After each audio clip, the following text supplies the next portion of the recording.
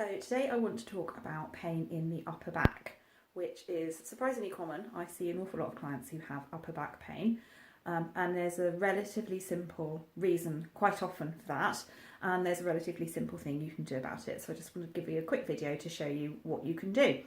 So basically what happens with your upper back is you have a lot of round-shoulderedness going on in a lot of people because we do so much work in front of ourselves.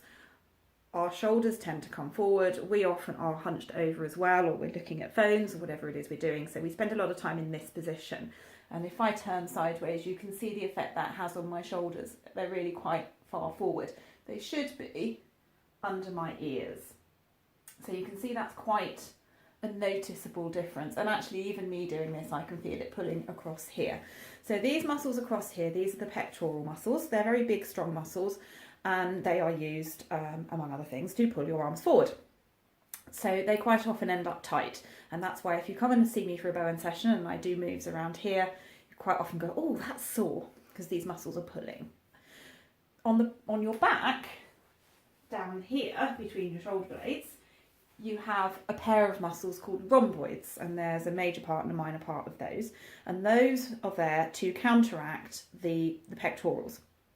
But because our pecs tend to be tight and we spend so much time with our shoulders forward, those rhomboids end up overstretched, a bit like old knicker elastic. So they're just not strong enough to counteract the pull from the pecs in front.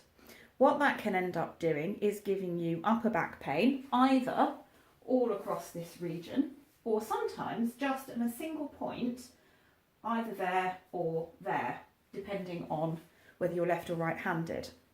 And that's caused by repetitive arm movements. So that could be from a hobby, or it could be from your job. If you have a job where you say you do this movement a lot, or you play a lot of racket sport, that can cause those points of pain, and those are trigger points. So what you need to do about all of that is to strengthen your rhomboid muscles. And the simplest way to do that is to work them. So I'm going to show you how to do that. When you think put your shoulders back, what we tend to think is that. And that causes your shoulders to come up as well as back. You can see they've gone up quite a long way there. Don't want that to happen because that's just going to cause tension elsewhere in the neck and upper shoulders and give you a different kind of problem.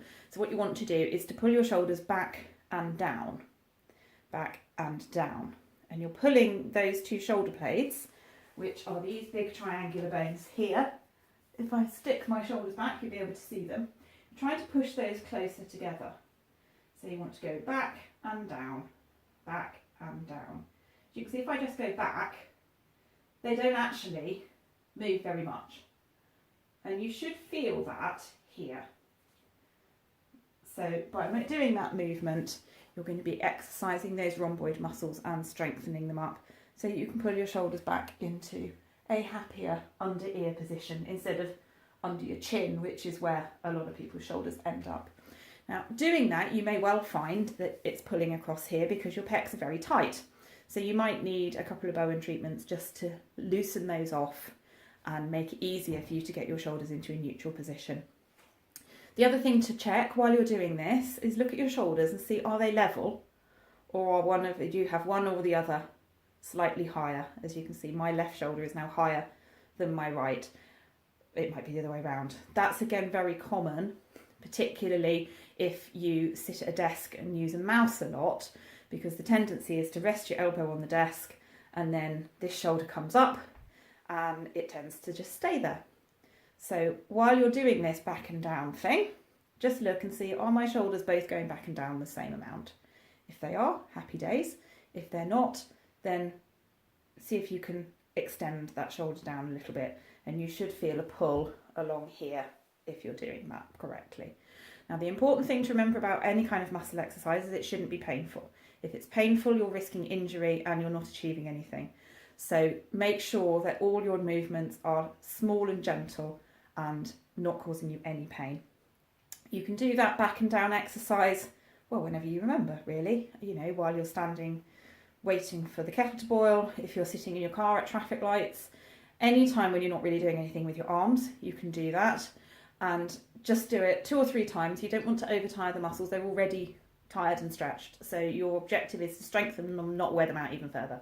So just 2 or 3 times whenever you remember, and that should help you get the strength back in your rhomboids, pull your shoulders back and avoid upper back pain.